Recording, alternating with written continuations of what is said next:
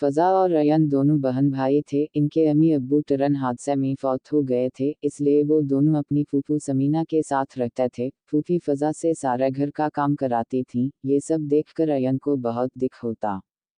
वो अपने जेब खर्च से जो चीज़ खरीदता और रात को अपनी बहन के साथ खाता। क्योंकि फूफी फ़ज़ा को जेब खर्च नहीं देती थी, वो फ़ज़ा को स्कूल भी नहीं भेजती थी। फूफा का शहर से बाहर बड़ा कारोबार था। यूं ही दिन गुजरते गए। अयन और फ़ज़ा अब थोड़े बड़े और समझदार हो गए थे।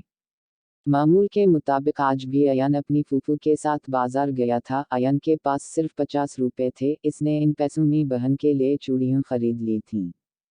फूफू और अयन बाजार गए तब फ़ज़ा घर में झाड़ू लगा रही थी कि इसे फूफू के कमरे में कदमों की आहट सुनाई दी।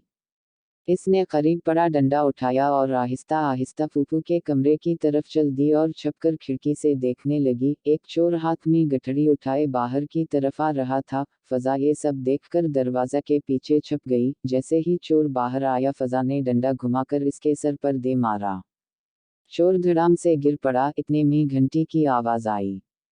फ़ज़ा ने जब दरवाज़ा खोला तो इसकी फूफू सामने खड़ी थी। इसने सारा माजरा सुनाया। फूफू ने बच्चों के साथ मिलकर चोर को रस्सियों से बांध दिया और पुलिस को फ़ोन किया। पुलिस आकर चोर को ले गई। फूफू को एहसास हुआ कि जो बच्ची इनको एक आंखा नहीं भाती थी, इस बच्ची ने आज इनके लिए इतना कुछ किया है। ये सोचकर फूफू नादिम हो गईं। अब वो अयन की तरह फ़ज़ा से भी अच्छा सलूक करने लगी।